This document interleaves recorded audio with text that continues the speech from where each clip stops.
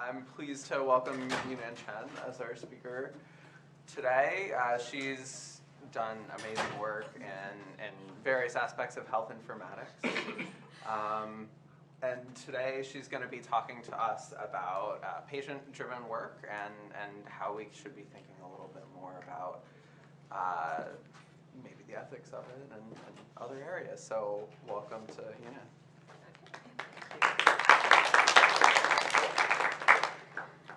Okay, I hope you can hear me okay. I'm trying to use a microphone here. So today I'm trying to talk about some of the work my student and I've been doing in the past 3 years in understanding how healthcare consumers, such as patient, caregiver, or just healthy individuals with certain needs in healthcare, how they engage in their own healthcare with the facilitation of healthcare technologies. So to start with, I want to share you a story of engagement. It's a real story. I will walk you through this story to tell you how a patient engaged in her own care. So this is Rachel. She found out she was pregnant in September 14, in the middle of September 2014. And then she called her doctor and got referred to an OBGYN. So she went to see her OBGYN on the first day, on October 2nd, 2014. It was her first OBGYN appointment back then, and she was pretty relaxed. She did not prepare a thing. She went into the office, and she didn't even really know which doctors she's going to see because that was group practice. She went into the office and got ultrasound exam, which many of you may have saw that before. And everything went fine. She can hear the baby's heartbeat, everything. But all of a sudden, the doctors told her, well, there's something strange on your ultrasound. I want to take another look. After a few seconds, the doctor told her, well, there seems to be a very large ovarian cyst. And so Rachel asked her very anxiously, so what does that mean? What should we do about it? The doctor told her, well, I don't know yet. We need to have another ultrasound exam with a fancier machine so we know what's going on. So they booked an appointment on the next Monday, October 7th, to have the ultrasound exam. So during that 4 days, Rachel did not wait passively. She went back home. She asked all her friends and relatives, possibly whoever knows the situation, and nobody actually knows, right? So what she did is she went online. She searched for ovarian cyst and she searched for pregnancy. She got all this scientific information on this professional website, and she was not completely happy with it until she found there is a thread on the online community called babycenter.com that people actually talked about their experience during pregnancy having ovarian cyst. So as you can see here on this particular post, there's 143 women, mom actually answered the question. And normally the answers are in the form of, I also experienced this. This is what happened to me. This is how big my cyst was. This is what I did, what happened to me. And there are actually multiple such kind of threads online, and there's normally sometimes 100, sometimes a couple of moms who have experienced this share their experience. So during that 4 days, Rachel read through all these posts, and she had a really good understanding about what's going on. She learned about their different cysts exist. There could be liquid, it could be solid. She learned that from people sharing experience, most people who have similar experience, similar size of cyst, they had done a surgery during the 2nd trimester of pregnancy. And normally the surgery is done by what is called laparoscopic surgery. So you use it, you dig small holes in the belly and you do that surgery. And normally if you don't do anything, the cyst could go very large and it could be ruptured and twisted and you ended up in the ER. And very, very less likely this will be cancer. So even before she went to see her ultrasound technician to get the ultrasound test, Lucy knew that probably she will have to do a surgery. So she got to refer to what is called gynecological oncologist. And she got referred to this doctor to do her surgery on October 14 to do the first consultation. Surprisingly, this doctor told her, right, oncologist said, well, I actually prefer to do the surgery at the end of the first trimester, which is different from what Rachel learned online. So what she had to do, she took the courage, she asked this doctor, how many such kind of surgery have you done in the past? And this oncologist said, well, 1 a month, probably 20. So after hearing that, Rachel has this feeling like she probably wants to find another person to operate on her. So what she did afterwards, luckily she figured out there's a way for her to get another insurance to actually get to see other kind of doctors. So she went back online to search for doctors. She went to the professional website for oncologists. She found out there's a different website that you can get doctors' reviews. Some of them are on Yelp. Some of them are on very professional websites, such as HealthGrid or Vitals.com. So in the next few days, she created a list of gynecological oncologists. She checked the insurance policy to find out whether this doctor she found online in her region is actually in her network. She examined online review of these doctors, and she set up appointment to talk with these doctors. So finally, she found someone she really liked that shared the same value and talked about the surgical plan that matched her expectation. And she did the surgery, everything went fine. So this is the story, a little bit long.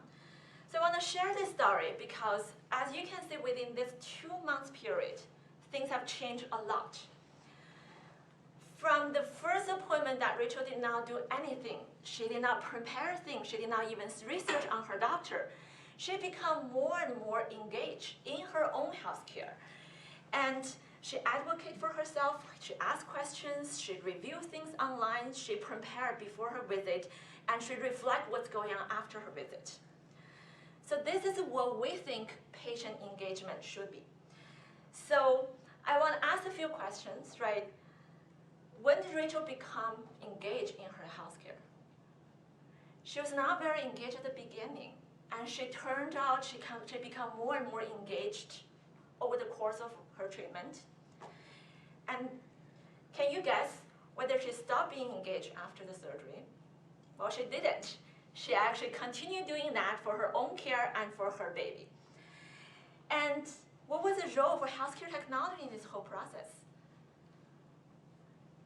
She did not start from healthcare technology, but online communities and all kinds of websites definitely helped her to find more information, to become more and more engaged.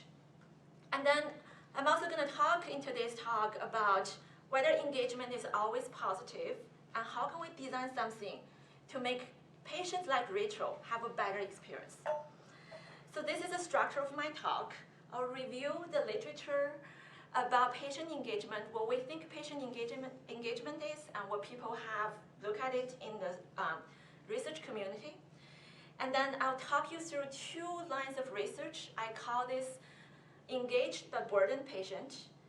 And the second line of research, we look at informatics tools that designed to support engagement.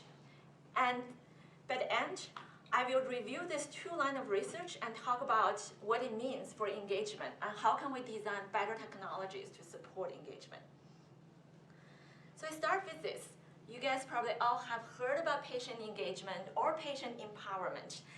There's a general sense that patient used to be the most passive role in the entire healthcare delivery, right? They're passively waiting to receive the healthcare service.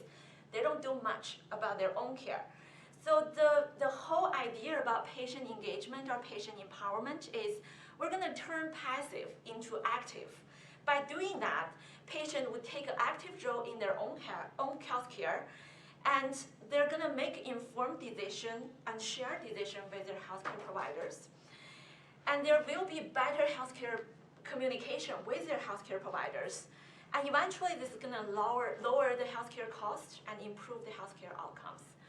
And I really want to say that the patient engagement and empowerment has been used interchangeably in the literature, right? There's a subtle difference, but I'm not going to talk too much about this. It has been used almost similarly in the literature. So when we think about patient engagement and empowerment, information technology play a key role. If you search for that, you often have seen technology designed to promote engagement. This would include things, for example, online patient portal, and many of you may have access to it. You can log in, you can see your medical record, your lab result, you can communicate with your doctors directly. This could mean social media online communities, like I just mentioned. This could be wearable devices or mobile health apps that on your phone that help you to better manage your healthcare. And eventually, it will help patients to generate something what we call patient-generated health data. This is a data beyond the clinical environment. Patient can monitor, create that data, and help themselves to manage their own health, and help healthcare providers to know what happened outside of clinical environment. So you can see I gave you some examples here. This is from the Office of National Coordinator for Health Information Technology. They have a patient engagement playbook, which emphasizes on patient portal and health IT. This is another example. As you can see, the mobile app market is growing very fast. And there is a recent report showing that by 2015, there's actually 165,000 mobile app, healthcare-related mobile app. And that number almost doubled in 3 years. So there's a lot going on in industry. There is a growing interest about patient engagement or designing technology to promote patient engagement or let patients do something about their own health. However, we also hear this warning signs, right? The technology is a must, but it would not cure all. And in this article, it's actually said, well, the patient engagement tools are often underused. We've seen a lot of research study talking about those mobile apps, those technologies. You design for patient, but it's not being used longitudinally. They may use it for a short period of time, and many of them were abandoned afterwards. So in this particular article, it said, well, patient engagement tools are too often used haphazardly. We don't really know a plan how to use it. We don't have specific thinking about how and why patient would want to engage with those technologies. And also, in the research articles, and people have been talking about patient engagement is nothing but a buzzword, right? We've been talking about it, we really don't know. There's not a shared understanding or definition about it. We don't really know how to measure it. We don't really know how to design things for it. And there's more articles about this, just one more example. So this is a wheel. I really love this picture, so I put on my slides. And this is really what people have been talking about. It's great. We've been approaching patient engagement from a different perspective, thinking about a lot of different technologies. But what really is patient engagement? And more importantly, how can we make patient engaged, right? How can we trigger that engagement? How can we sustain that engagement? So with that understanding about patient engagement, what happens, and people's understanding about that, I'll talk about a project we did. I call this engaged but burdened patient. So this is a project we call, under the umbrella, we call navigational healthcare. We've been doing this project with my students since 2016. We try to study when people, individual patients, they have to encounter the healthcare system in the US, most of them, this project in the US. We often say the US healthcare system is very complicated, complex, and fragmented. So we wanted to look at what kind of challenges that patient actually encountered when they seek healthcare service and what they did to overcome those kind of breakdowns or challenges, and what is the role of healthcare technology played into it. So within that umbrella, we studied new parents taking care of their newborn and how they seek healthcare service for their kids. We look at immigrant students when they were first into the US, they have to see a doctor, what kind of challenge they actually encounter. We look at individuals when they were facing a public health crisis, for example, Zika. Nobody knows what's going on. How do they draw information online? How do they make personal health decision around that? We also studied specifically online health communities, and we're in the process of studying physician rating sets. So today I'm going to talk about this primarily around the project of how new parents navigate healthcare system for their baby. So just as an example, I showed you at the beginning, like Rachel, we interviewed 35 new parents, and almost every single one of them have encountered various infrastructure breakdown. So we call this infrastructure breakdown because it's something happened in the healthcare infrastructure and they have a difficult time to go through. And we categorize them into 3 levels. These are including individual level breakdowns. It could be someone within the healthcare organization made a mistake or did not act on something quickly enough that lead to a breakdown. For example, a doctor forgot to request a pre-authorization for a procedure that the patient received a high bill. That's the individual level breakdown. Or there could be organizational level breakdown.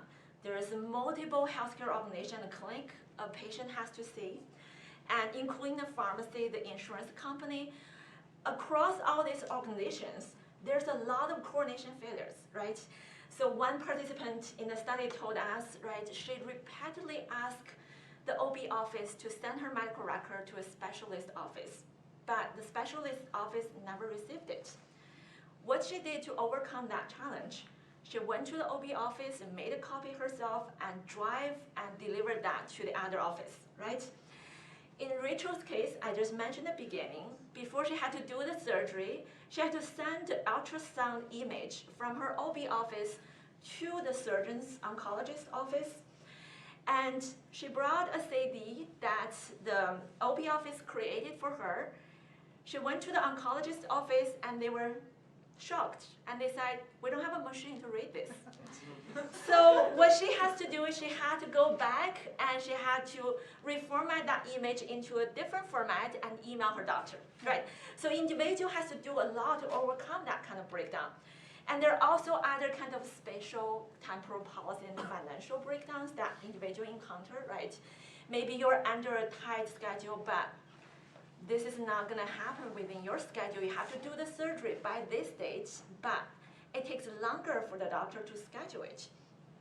Maybe you have to receive the healthcare service under a certain facility, certain location, you just don't get it.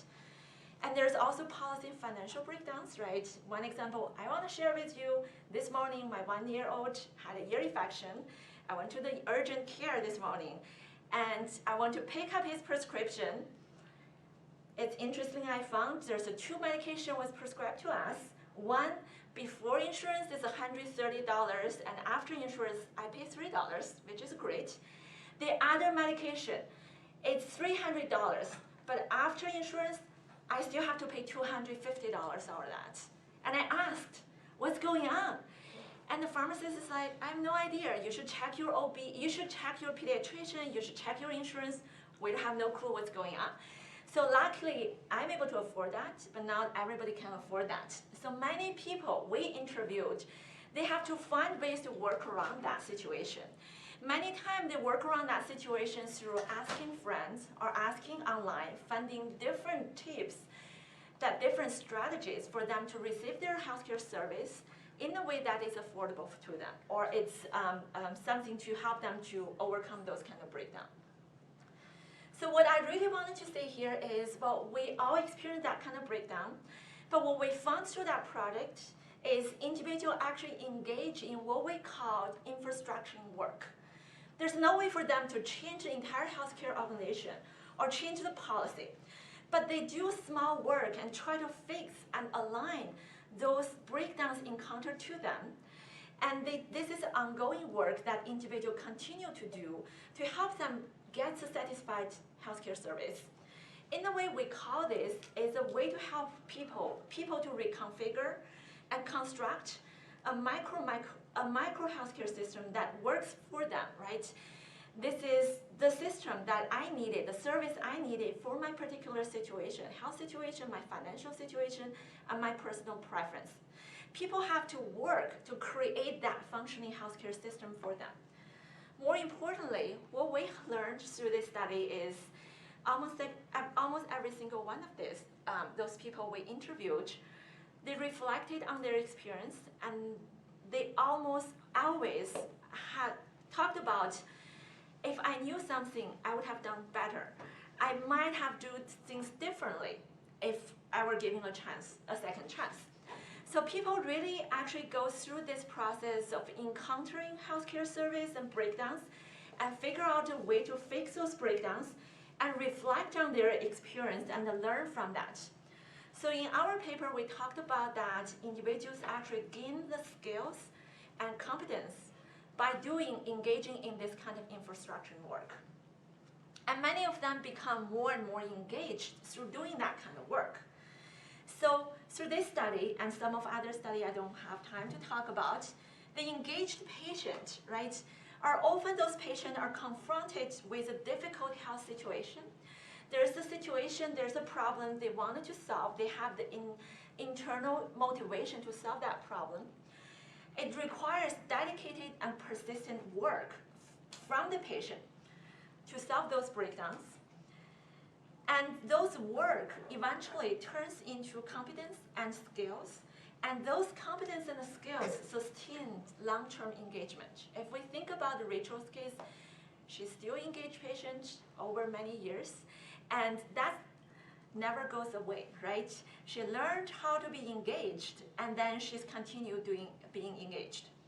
And health IT system is a great tool to enable that kind of engagement. But oftentimes, healthcare IT is not what initiated this engagement. People oftentimes do not really go to this health system or app saying that this is going to change my life. I'm going to take care of myself differently. They have encountered a difficult health problem. Then they start from there and discover the technology that can help with them. But engaged patient is also very burdened. This is a picture, it's not a good picture. This is a picture of a patient actually trying to sort out her bills, right? You get a lot of bills from this is probably something unique in the US. I don't know about other countries. This is unique in the US. Many people got surprising bills, right? Thinking about the Rachel's case I just mentioned to you, she did check whether the surgeon is covered under her network. But after the surgery, she still got a surprising bill. That is because the facility was not covered under her network. And you encounter a lot of that, right? There is actually a reporter from Vox is trying to collect those surprising bills and trying to configure collectively what's really happening in our healthcare system. And this is one example, right? The engaged patient has to do a lot of work, and sometimes they're really burdened. There's a physical burden, there's emotional burden, mental burden, and there's a temporal financial burden. I'm sure you have sensed that from my talk. So the next line of research, I'm going to talk about what I call informatics tools designed for engagement. So we've been doing this work since 2017. And even before that, I have done some work with people with chronic illness, trying to figure out how they use self-tracking tools to help them better manage their healthcare, including patients with migraine, right? How they document their syndromes, their feelings, their triggers, trying to figure out what's going on with them, what triggers their illness, what is the best way for them to cope with migraine, including diabetes. For example, what food will lead to a higher level of glucose reading for this particular person. So today I'm picked the two projects that in the context of women's health that in line with my previous work. So starting from 2017, my student Mayara and a postdoc who's not here, we've been doing work self-tracking for women's health. So I will talk about two specific projects. One is fertility tracking. Women track their syndromes, they track their personal data in order to get pregnant. And the other is more interesting. There is something called digital birth control, right? is a digital app designed as a birth control. So I really want to say, like, when we started that project, we didn't really look at patient engagement specifically. But to think about, you gave patient a tool, ask them to do something about their own healthcare, itself is turning passive into active, is engagement. It's under the umbrella of engagement. So we were interested in NitroCycle for multiple reasons, right? Apparently this is digital birth control is interesting enough. And it's also the first FDA-approved digital birth control. So at the time we started this project, we were really interested to say, well, is there anything different? Is there any changes or impact on people's acceptance to this tool when it is FDA approved? Would people trust the app more when it is labeled with FDA approval?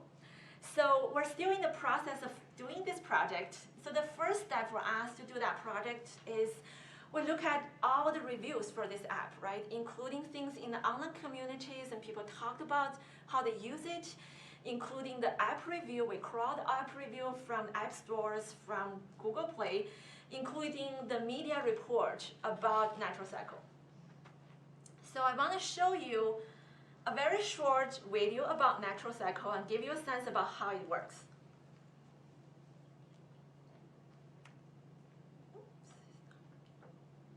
Natural Cycles uses an algorithm that is sensitive to the menstrual cycle's subtle patterns. It learns your unique cycle by analyzing your basal body temperature, which is your resting temperature.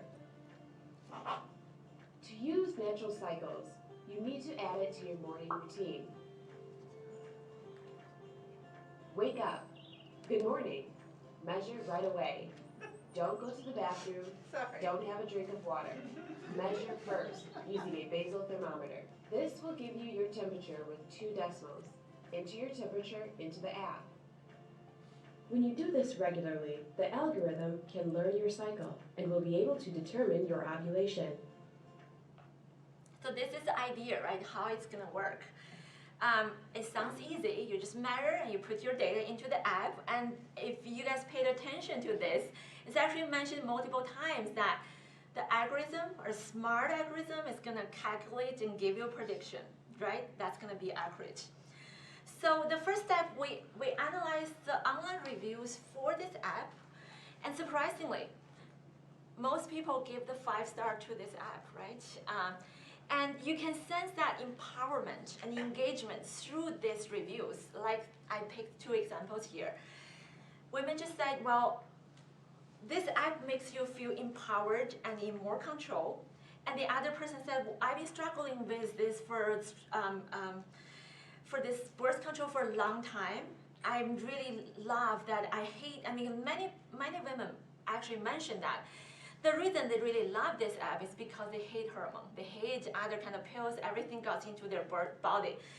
And then many of them said, well, I feel like I'm so in control. I can control things right now, right? So if you think about engagement and empowerment, feeling empowered and feeling in control is definitely one of criteria if we think about one dimension, if we think about empowerment. So women really like this app, right? And many reviews we read actually have this sense of they love this app. Many of them said, well, I've been using this app for 2 cycles or 3 cycles. I love it, right?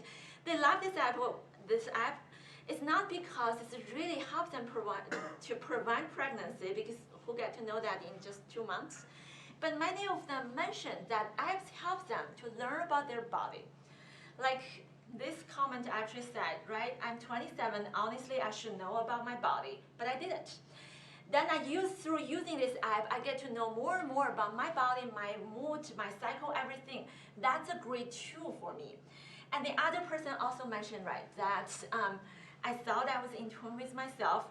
I'm now learning so much, right?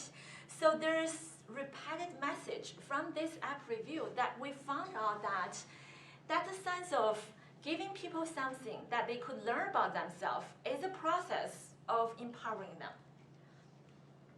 I also wanted to mention, right, you guys also that there's some effort in collecting that data, even though it sounds like as easy as you just measure your body temperature every morning. But there's actually quite some work, right? You have to measure at exact time, right after you get up, and then to be able to get more accurate results, women actually have to have a very regular lifestyle, right? So many of them actually commented, well, this is not made for breastfeeding mother because with young children, I don't have the regular temperature, I could not measure it at the same time. And the other person said, well, it's just a really hard time for me to remembering actually to take my temperature, to put in the app, right? And there's another person actually talked about, right, I don't have a regular lifestyle. I don't sleep at the same time and get up at the same time. The app result is not accurate because of my lifestyle. So there's a lot of effort actually goes into collecting that data. So guess what? If the data is not accurate, who's gonna suffer the consequences of all this? And there's actually a lot more effort people have to do in interpreting that data, right? So the app, this is what you get from the app. You get a green days, you get a red days. A green days you're safe, a red days you have to use protection. And there's not much explanation going on. And for many, many different type of apps, there's a very little explanation in general to provide to users.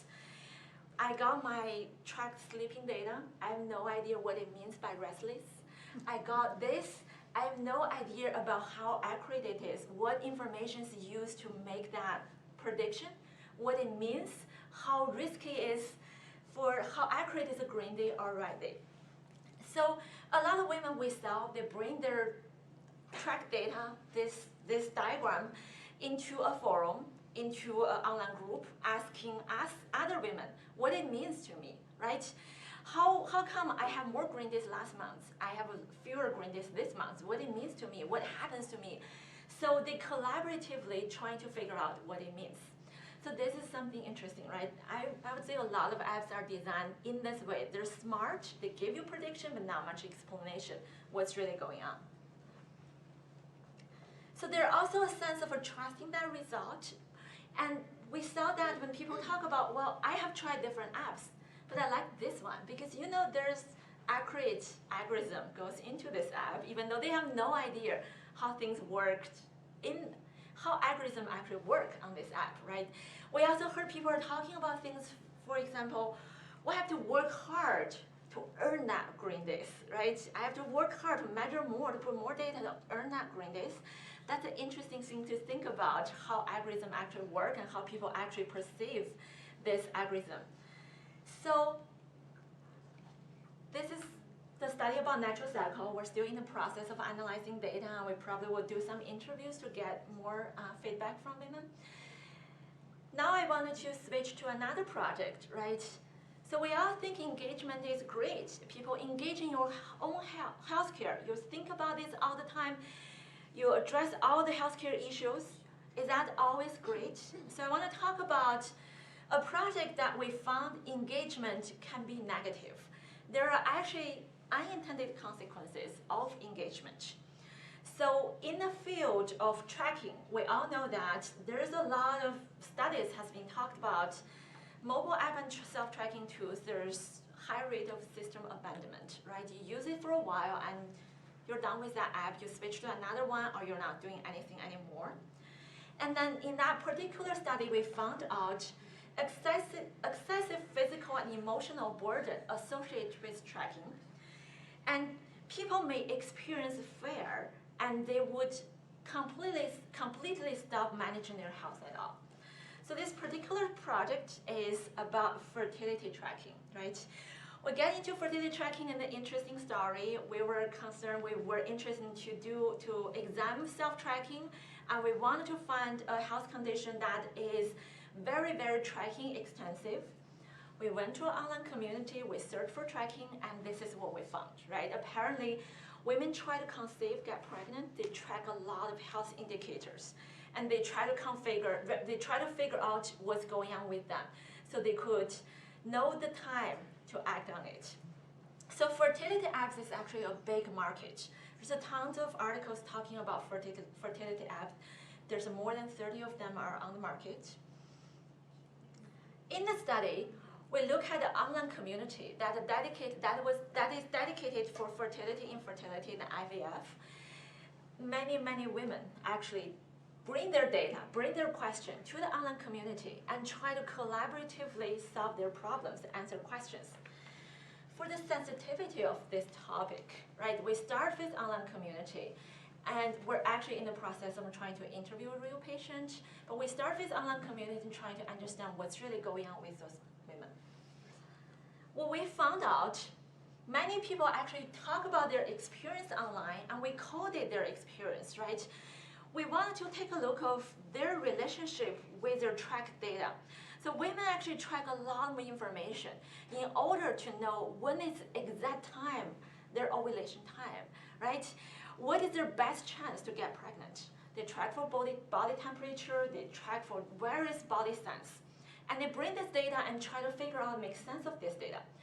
And in our analysis, in our CSW paper with my student, Mayara, we talked about these 5 different types of engagement.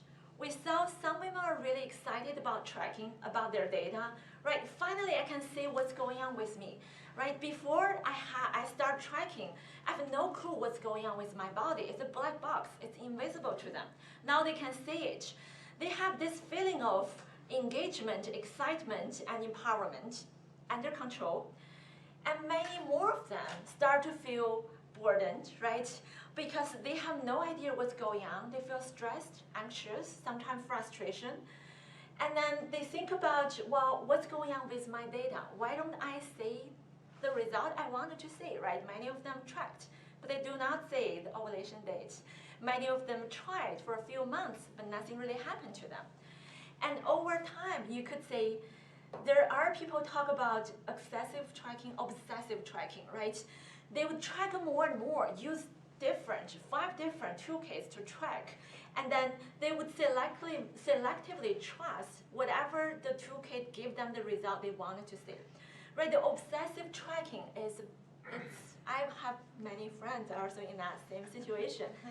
I know this, right?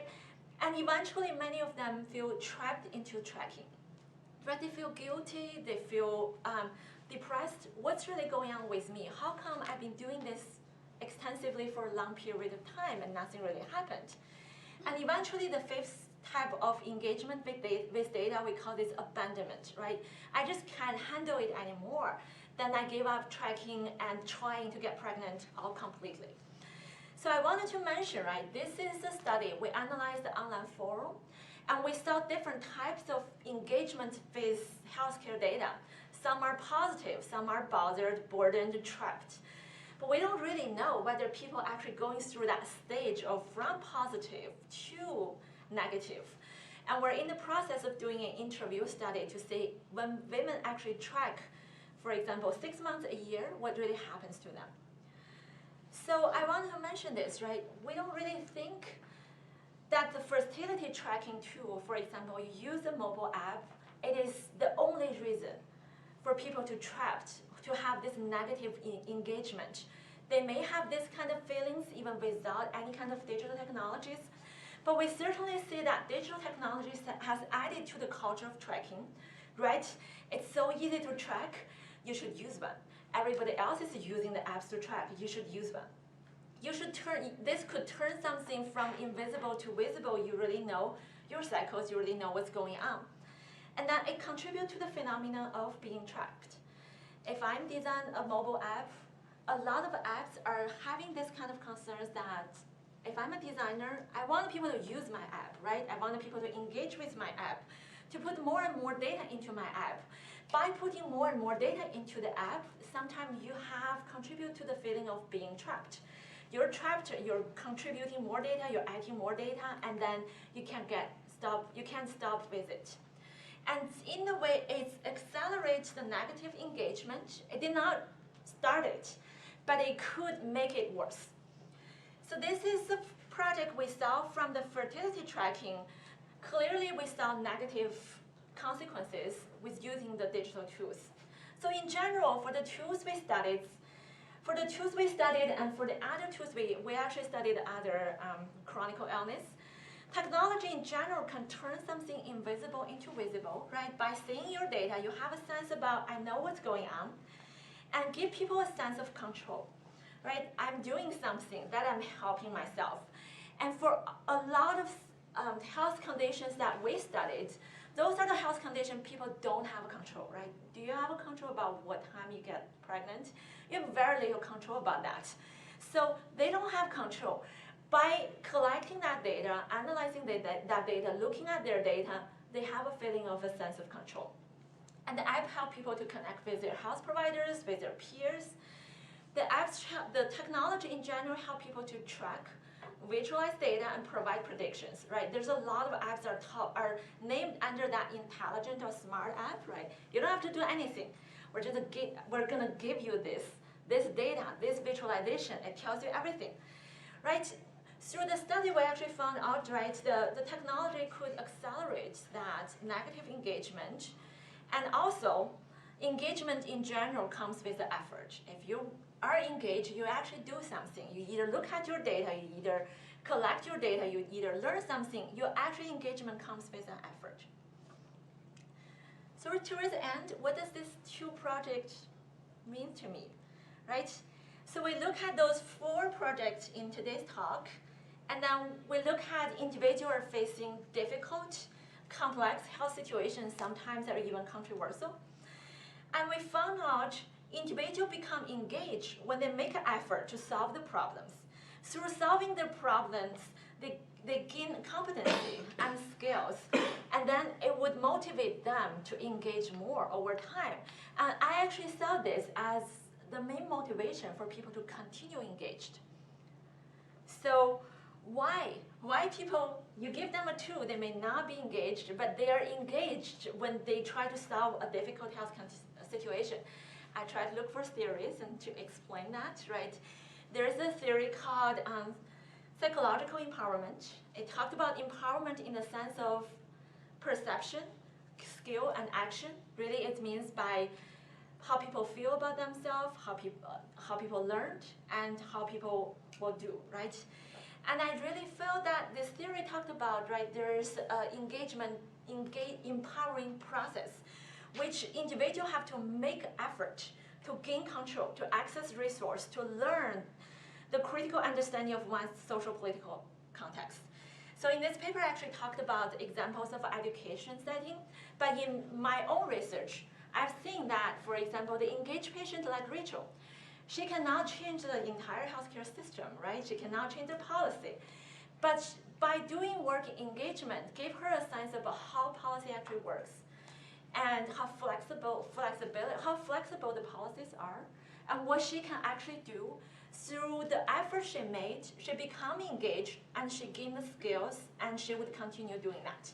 So this is the one theory I really like, explained a lot.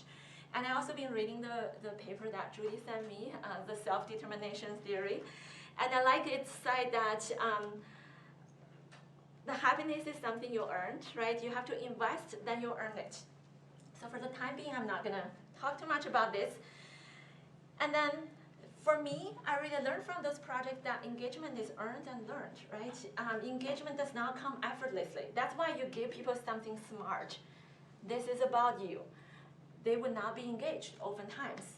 And they have to go through this, work on it, learn it, and reflect it, and create a sense of control and knowing.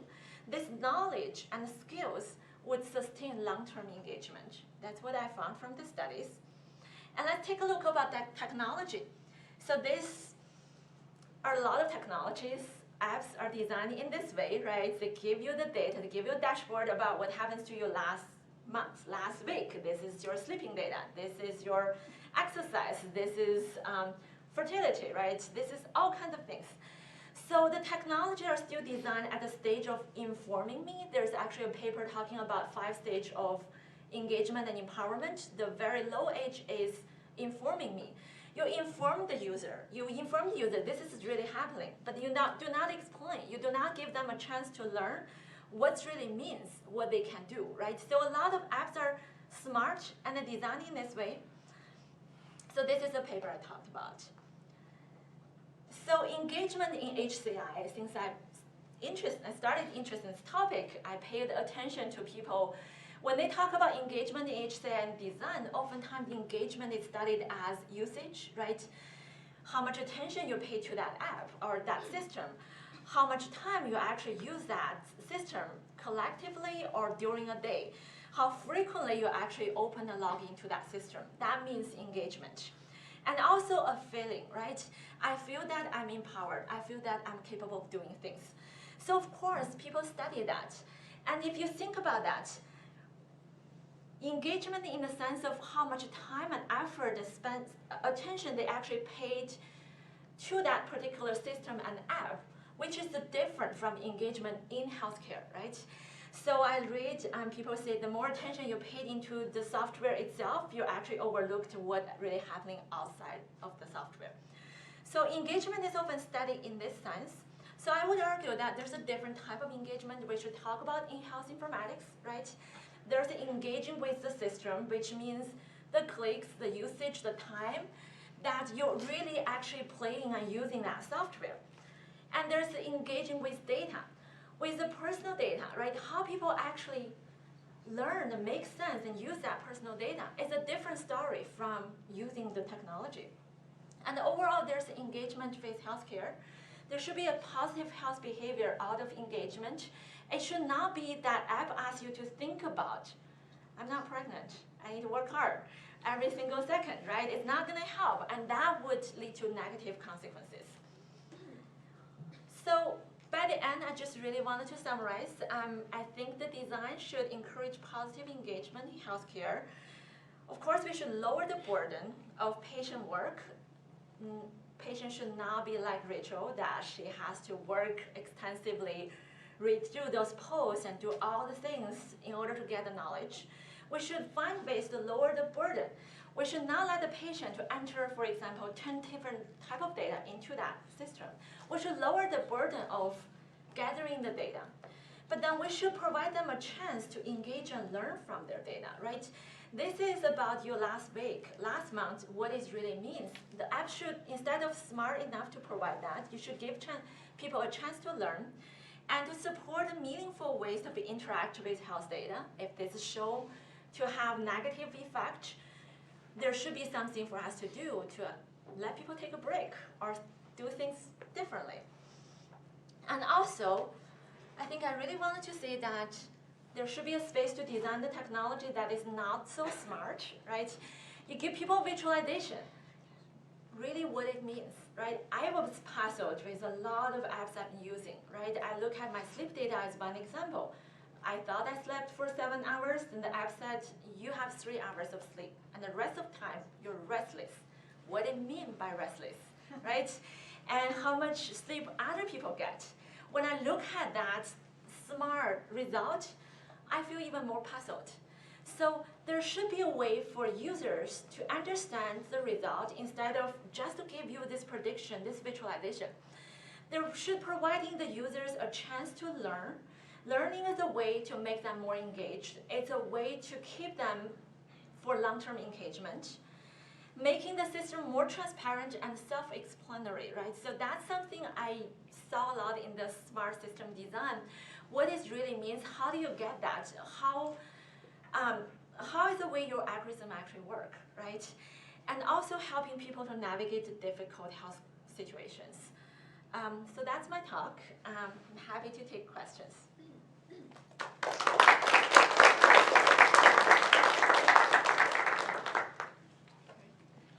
Do you think engagement has a dark side?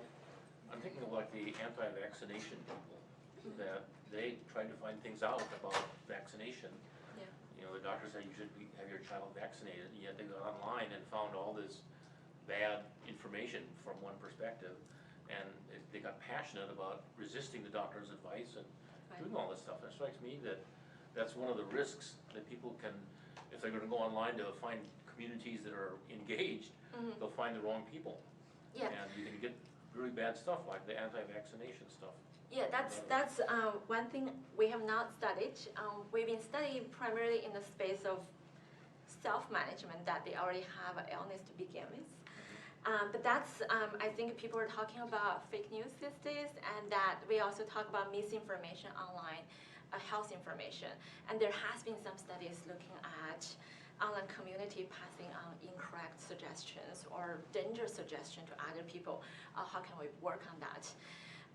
I think in general, it's a very interesting topic.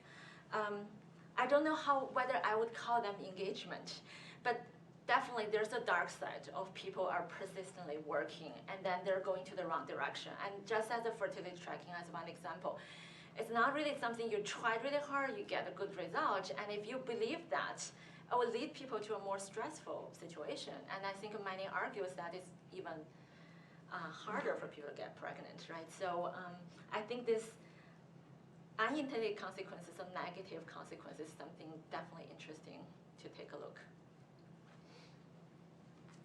So similarly, how you actually manage people understand the risk and the side effect of any procedure, any medication might impose? Because I can imagine, based on my own experience, every time I actually start reading about the side effect, I always get so scared. It's like every time I actually taking action, it's always like I just put in, I don't know about what's might happen. So is there any case from the study? Well, this is something interesting, right? So I'll talk a little bit about from the natural cycle example, right? So the natural cycle as a way that it's 93% accuracy, I think 93% of accuracy, right? I mean, a lot of people, and also depends on actually you enter your data correctly in the right way. But the apps talked about that risk, but a lot of women that we saw, they left comment. I don't think they have a really good understanding about those risks. If something shows them the green date, they would blindly trust that result. Part of this is a smart algorithm behind it, right? So I think there's a part, I mean, that's a big question. There's a part of the health literacy issues, right? There's a part of how to educate people. And part of that, when we talk about healthcare IT, that as a way to design and engage people, how do you explain that? How do you educate people to learn about their risk, right? It's not really 100%, or what this really means to you. I think just from what the study I presented, I feel like there's a huge space that we need to do in there, right? We should not just present this to people and leave them no clue what's going on, but we have to educate them. This is how your result was generated. This is how you should interpret and look at this and what it means. And I think that's, to me, is a more positive way of engaging them, rather than just like your doctor throwing this, do not talk about risk, then you left you in the situation of being scared. Thank you for this talk. I really enjoyed the unpacking and dimensionality of engagement, and I'm really interested in the idea of not so smart tech. I think that's really interesting, and I'm sure you've thought about this, but I'm curious to hear your thoughts about the possibilities of reconciling that with a different kind of literacy, which is just the information-seeking literacy that, your lead example is incredibly resourced and literate and agentic, right? So how can you put those two pillars in conversation if you're talking about perhaps a different population that does not have those resources, even just the access to online information, let alone the online literacy or app use literacy? Yeah, that's a great question, right? So I have to admit, so most people we actually studied, they're actually in that, they're the background, right? They have access to online resources. Even the international student, the immigrant student, they're graduate student. They may not be rich, but they have access to these online resources. They have the ability to understand those information. So we haven't really reached out to that population. That's partially the answer. But also, I think that the process of that, in a way, those being literate, being understand that, able to use the app, to pick an app, to afford a smartphone, everything, it's helping people to be engaged. But if we're not careful with that, it could also turn them into the dark side of engagement. That's what I try to say here, right? For people who don't have that access, of course, it's harder for them to get engaged. But they still, we've seen 1 or 2 cases that people actually get information maybe from their friends, maybe from their social network. It's just harder for them to get engaged, to access that information. So I think at Health IT, I take this as an enabler, right? It makes things easier, but it could also make the negative impact come out easier. So I think that's something we need to think about. How do we design those things carefully? And also I think we should study those populations just to find out how they engage. And maybe there is a way for them to engage, or what are the challenges for them to engage. And I think that's a great direction that we probably would do something in the next few years.